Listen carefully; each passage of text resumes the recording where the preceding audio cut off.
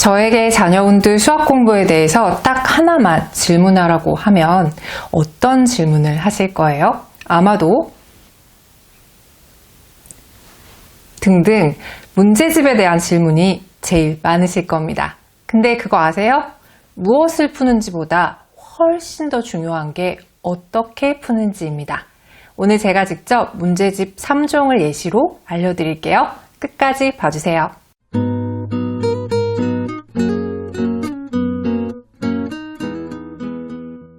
안녕하세요. 교집합 스튜디오 주단쌤입니다.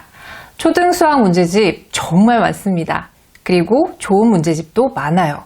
어떤 문제집이 좋냐에 대한 건 제가 여러 영상들을 통해서 말씀드렸던 적이 있고 또 아이의 현재 상황이나 실력 그리고 성향에 따라서 맞는 문제집들이 그때그때 다릅니다. 그래서 오늘은 문제집 추천보다는 어떤 문제집이든 통하는 활용법에 대해서 말씀드릴게요. 좋은 문제집은 많습니다. 하지만 그 문제집을 제대로 활용하는 아이는 많지 않아요. 어떻게 활용하는 게 잘하는 걸까? 우선 우리 아이들이 실제로 문제집을 푸는 그 상황을 설명드려 볼게요. 첫 번째, 문제집을 푼다. 두 번째, 채점한다. 세 번째, 틀린 거 다시 푼다. 맞으면 넘어가고 모르겠으면 답안지를 본다. 답안지를 보고 이해한 것 같으면 넘어간다. 물론 넘어갈 때 의도적으로 넘어가는 경우가 있기는 하지만요. 그리고 마지막으로 그렇게 해서 문제집을 한 권 다 풀었다 싶으면 다른 문제집을 찾는다. 이게 일반적인 상황입니다. 이 과정에서 어떤 문제가 있다고 생각하시나요? 문제가 없을까요? 이 문제집은 정말 다시는 안 봐도 되는 걸까요? 다른 문제집을 그냥 풀어도 될까요? 수학 문제집에 대한 여러 논쟁 중에서 답안지를 본다, 안 본다 못지않게 많이 다뤄지는 게 바로 한 문제집을 여러 번 푼다와 여러 문제집을 한 번만 푼다가 있습니다. 결론부터 말씀드리면 저는 일반적으로 한 문제집을 여러 번 푸는 것이 맞다고 생각하고요. 그 장점에 대해서 말씀드려 볼게요. 일단 첫 번째, 같은 수준의 문제집은 문제가 중복된다. 같은 수준의 문제집의 문제들은 사실 거의 중복됩니다. 문제집이 만들어질 때 출판사에서 문제은행, 데이터베이스에서 기본 문제들을 뽑아내요. 그래서 같은 출판사에서 나온 문제집은 난이도에 따라서 조금 다르지만 60-70% 정도 이상 문제 유형이 비슷하고요. 또 다른 출판사의 같은 난이도의 문제집들도 비슷한 상황입니다. 그래서 중등 때까지는 학교 시험 문제가 문제집에서 본 듯한 문제들이 많은 것이 바로 그 이유 때문이죠. 소위 시험 문제가 어렵다고 하는 학교들이 이 기본 유형이 아닌 신유형의 비율이 얼마나 되느냐에 따라서 어려운 학교라고 얘기하거든요. 근데 고등이 되어서 난이도가 올라가고 신유형이 등장하게 되면 어디서도 본 적 없는 변형된 문제들이 나오기 시작합니다. 근데 이 문제들이 어느 날 갑자기 하늘에서 뚝 떨어진 게 아니에요. 이 문제들을 풀 수 있는 실력은 기본적인 문제에 응용해서 나오는 것이라서 어떤 문제집이든 한 문제집의 모든 문제를 통달하게 되면 다른 문제들도 접근해 볼 수 있게 되는 것이죠. 두 번째는요. 수학 공부의 본질에 가깝기 때문입니다. 제가 앞에서 얘기한 거에 거의 연장선상이긴 한데요. 회독, 여러 번 반복하는 걸 늘리게 되면 처음에는 그저 문제를 맞고 틀리는 경험들을 하는 것에 불과하지만 점차적으로 문제의 의도, 원리를 고민하는 경지에 오르게 됩니다. 아이들 중에는 문장제 문제에 쳐다보기도 싫어하는 아이들이 있잖아요. 그 아이들도 그런 유형의 문제들을 반복해서 풀게 되면 그때부터는 어떻게 해야 하는지 본능적으로 알게 됩니다. 그래서 필요에 따라서는 같은 유형의 문장제 문제를 반복해서 푸는 연습이 필요합니다. 이걸 누군가는 암기라고 얘기하기도 하는데 저는 의도한 암기라기보다는 체득의 과정에서 생겨나는 장점이라고 생각합니다. 어찌되었든 문제를 반복해서 풀게 되면 문제를 바라보는 관점이 달라진다는 거죠. 세 번째, 완결된 공부 경험은 아이의 공부 완성도를 높여줍니다. 제가 지금부터 소개해드리는 문제집 한 권 최소 2번 풀기의 방법은 한 문제집을 소위 씹어먹는 방법입니다. 하나의 문제집을 완벽히 이해하면 그 다음 푸는 문제들은 아주 쉽게 갈 수 있어요. 일단 새로운 문제집에서 기존에 풀었던 것과 같은 중복된 문제는 풀지 않는다. 어렵고 새로운 문제들만 푼다고 한다면 그때부터는 한 권의 완벽한 것 때문에 9권의 문제집도 쉽게 풀 수 있게 됩니다. 이 9권 문제 푸는 요령은 제가 전에 찍어둔 영상이 있으니까 참고해 보시면 좋을 것 같아요. 이처럼 완벽히 한 권을 끝내고 나면 그때부터는 기본 이상의 실력을 쌓게 돼서 여러 권의 문제집도 한 번만 봐도 되는 경지에 오르게 됩니다. 이게 진짜 수학 공부거든요. 우리 아이들도 고등 때 이런 수학 공부를 목표로 초등 때는 기본부터 천천히 문제집 한 권을 꼼꼼하게 그리고 와작와작 씹어먹는 공부 해볼게요. 일단 기본적인 문제집 활용을 먼저 소개해 드릴게요. 문제를 푸는 아이와 채점하는 사람 2명이 있다고 해보겠습니다. 원칙은 아이가 문제를 풀 때 체크를 하는 건데요. 동그라미 그리고 세모, X의 쓰임이 다릅니다.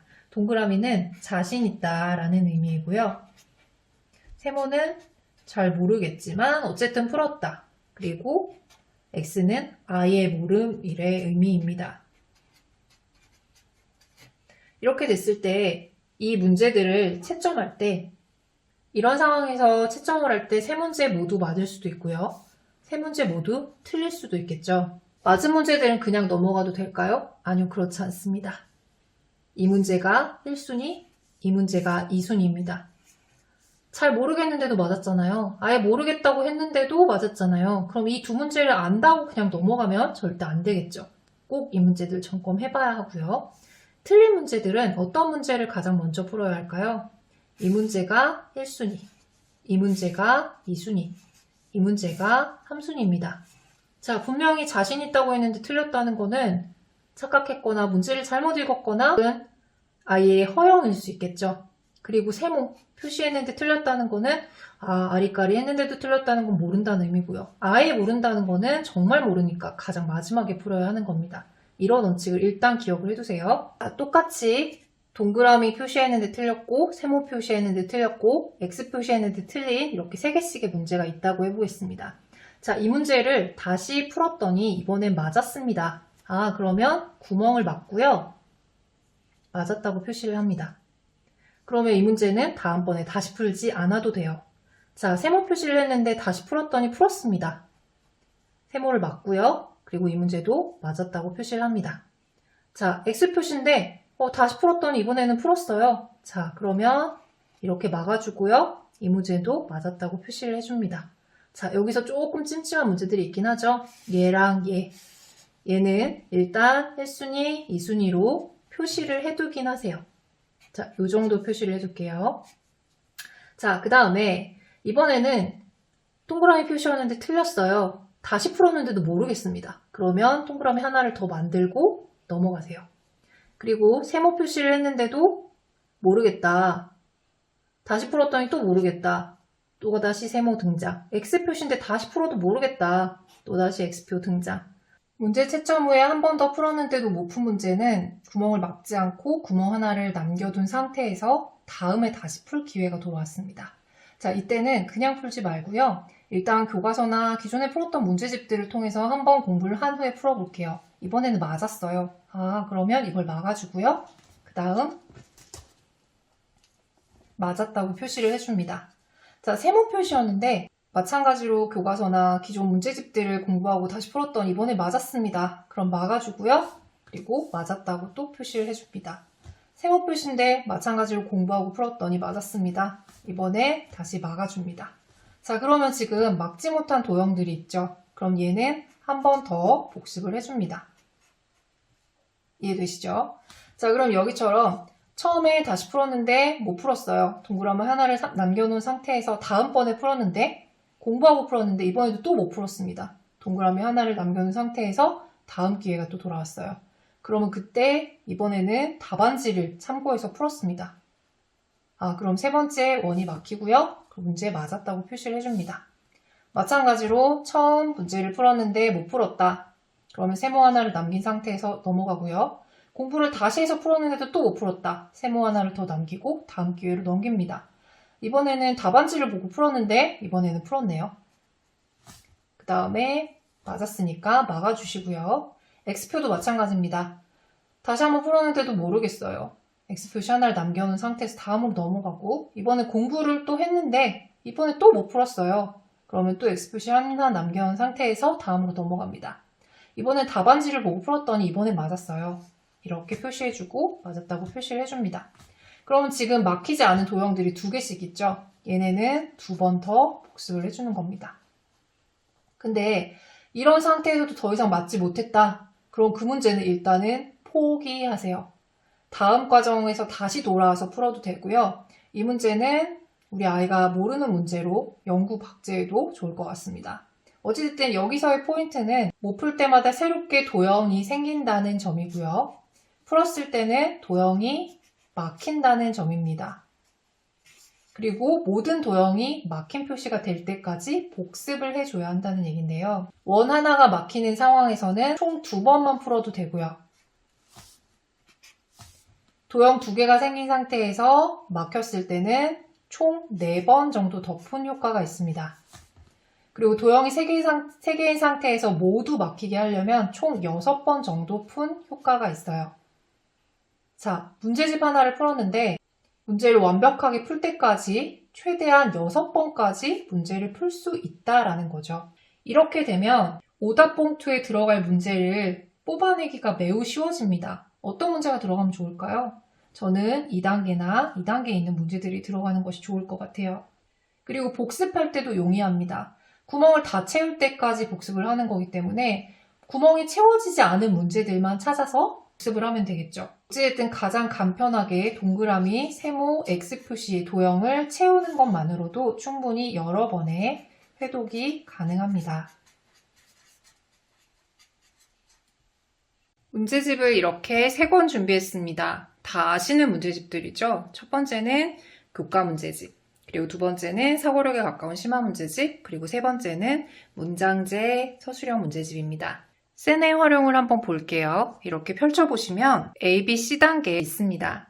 이 문제집에서 주의할 점은요. 이런 류의 문제집들이 보통 난이도가 아주 친절하게 나와 있는 경우들이 있어요. 그런데 아이들에게 이 난이도 표시는 어떤 문제는 너무 쉽게 생각하고 어떤 문제는 너무 어렵게 생각하는, 어떻게 보면 문제를 푸는 데 있어서 허들이 될 가능성이 높습니다. 그래서 제 생각에는 이 난이도 표시를 모두 지워주시는 것을 추천해요. 아이들이 시험을 볼 때 난이도를 생각하고 문제에 접근하진 않잖아요. 어쨌든 실제적으로 아이들이 느끼는 난이도와 실제 문제의 난이도가 다를 수 있으므로 문제의 이런 표시들은 지워주시는 것을 추천합니다. 자, 그리고 또 이런 문제들에 활용이라고 쓰여져 있는 유형이 있어요. 활용이라는 건 중학교 과정에서 대놓고 나오는 표현인데요. 문장새 문제들만 모아놓은 이런 문제들입니다.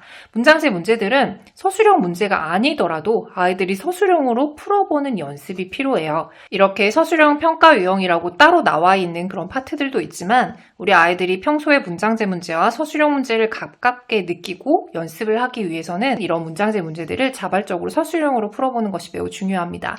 이런 과정은 제가 좀 이따가 센의 답안지를 활용하는 방법에서 또 한 번 말씀드리도록 할게요. 그리고 각 문제집마다 이렇게 단원 마무리가 있습니다. 단원 마무리는 우리 아이들이 그냥 문제집 풀듯이 푸는 것보다는 한 단원의 학습이 끝났으므로 정리하는 의미로 주어진 시간 동안 꼼꼼하게 시험 보듯이 풀어보는 것을 추천합니다. 제가 전에 집에서의 평가가 중요한 이유라는 영상을 찍어놓은 게 있어요. 거기서 OMR 카드와 그 다음에 서술형 답안지, 집에서 출력해서 사용하실 수 있도록 올려놓은 양식이 있으니까 요 위에 카드를 통해서 지금 영상 다 보시고 나서 한번 들어가서 살펴보시기를 추천드릴게요.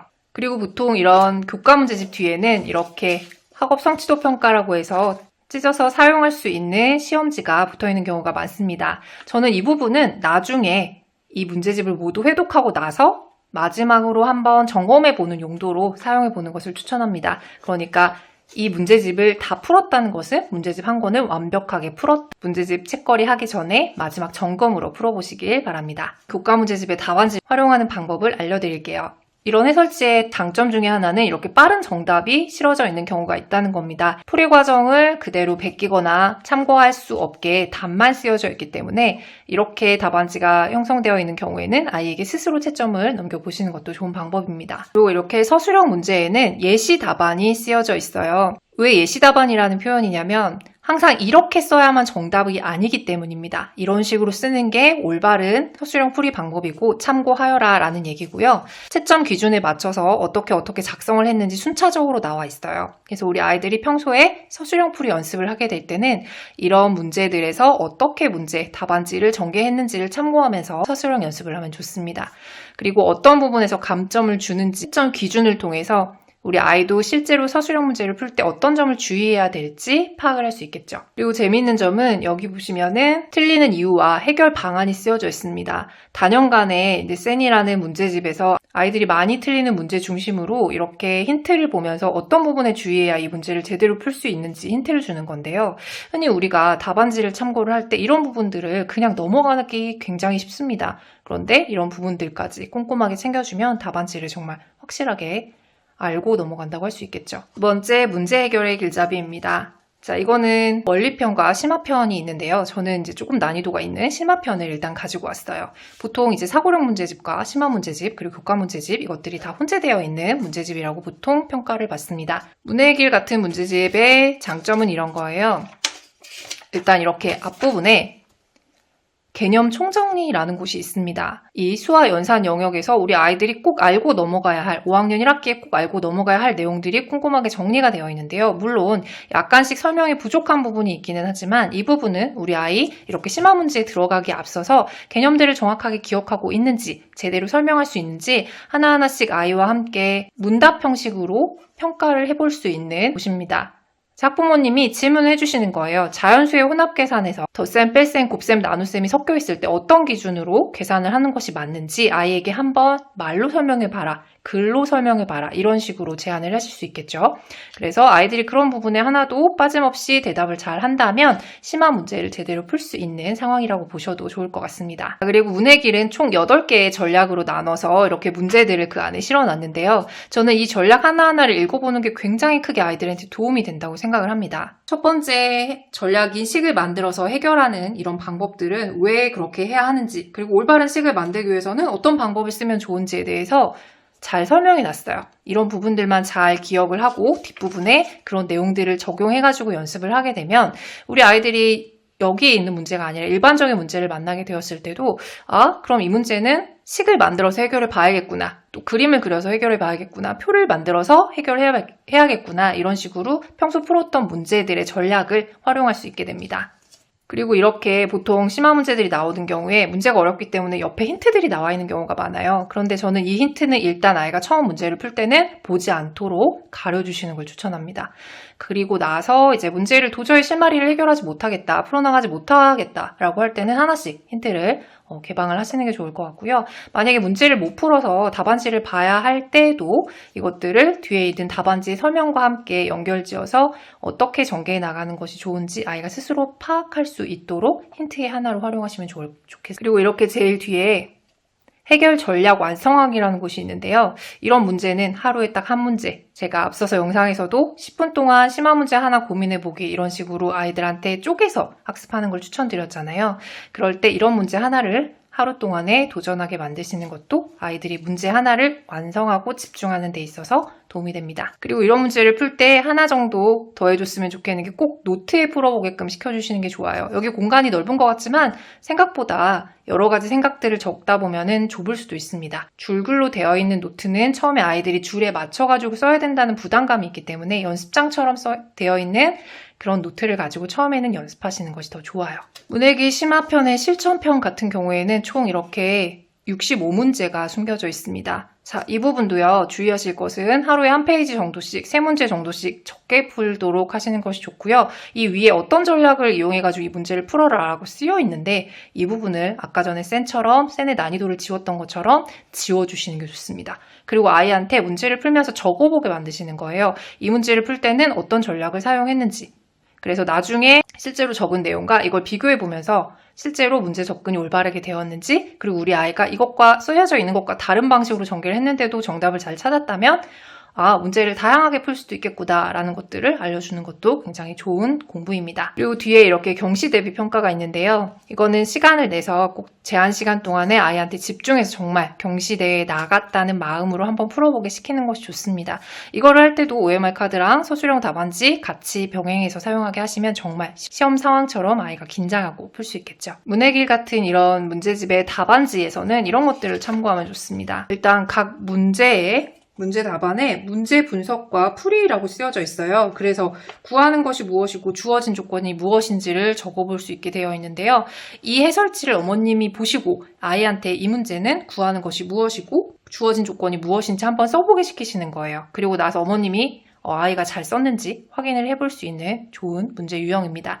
그러니까 이렇게 답안지에 쓰여져 있는 걸 적극적으로 활용하는 게 정말 좋은 방법이라는 거죠. 그리고 문해길 답안지에는 특이한 점이 이렇게 읽을 거리들이 있어요. 사실 답안지를 꼼꼼하게 읽는 사람들 거의 없는데도 불구하고 이렇게 읽을 거리를 답안지에 넣어놨다는 거는 그만큼 읽을 가치가 있다라고 생각하셔야 합니다. 그래서 이렇게 얇은, 어떻게 보면 문제집에 비해서 굉장히 얇은 답안지지만 이 답안지 안에도 우리가 충분히 공부할 거리들이 많다라는 거를 아셨으면 좋겠어요. 마지막으로 서술형 문제집입니다. 문제집은 재밌는 게 이렇게 첫 번째 덧셈과 뺄셈이 섞여 있는 식해서 우리는 뭐뭐뭐, 그렇다면 뭐뭐뭐, 여기서 뭐뭐뭐 이러면서 어떻게 보면은 그냥 수학 읽기의 표본이라고 얘기할 수 있을 것 같아요. 제가 교과서 읽기를 평소에도 되게 강조를 하는데 교과서는 이것만큼 뭔가 이렇게 풀어서 설명해 주지 않거든요.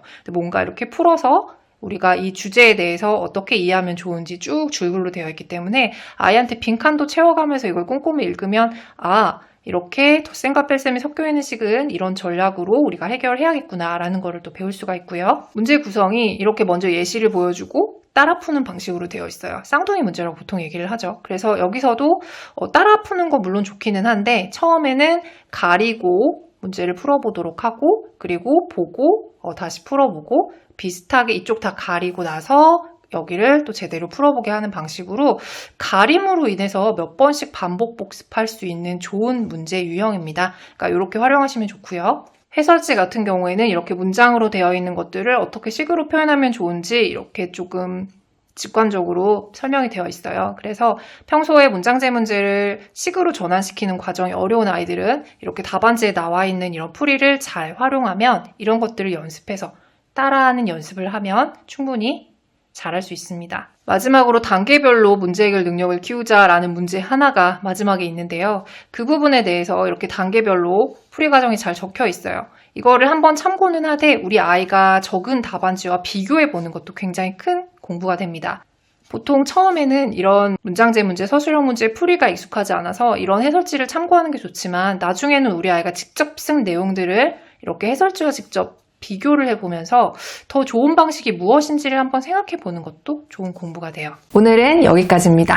오늘 좀 내용이 많았죠. 제가 소개해드린 문제집이 집에 있으시다면 그것들부터 제가 설명한 방법으로 한번 해보시고요. 만약에 없다면 새로 사지 마시고 기본적인 활용법은 동일하니까 아이가 풀고 있는 문제집에도 그런 부분은 없는지 일단 문제집 전체 구성과 해설지를 살펴보시는 것을 추천합니다. 그리고 나서 어머님이 전략을 한번 짜보세요. 이 문제집은 이런 부분을 활용하면 좋겠다라고요. 생각보다 우리가 모르고 있던 여러 가지 장점들이 각 문제집에 숨겨져 있습니다. 잘하실 수 있을 거예요. 오늘 영상은 몇 번이고 돌려보시면서 여러 가지 아이디어들을 얻으셨으면 좋겠습니다. 좋아요와 구독은 고민하고 또 고민해서 영상을 만드는 저희에게 정말 큰 힘이 되고요. 전체 알림 설정은 저희 채널의 영상 그리고 저희가 게릴라식으로 나눠드리는 교육자료 선물을 놓치지 않게끔 해줍니다. 공감 가시는 내용이 있거나 궁금한 내용 있으시면 댓글로 공유해주세요. 저는 다음에 또 유익한 영상으로 다시 찾아뵙겠습니다. 감사합니다.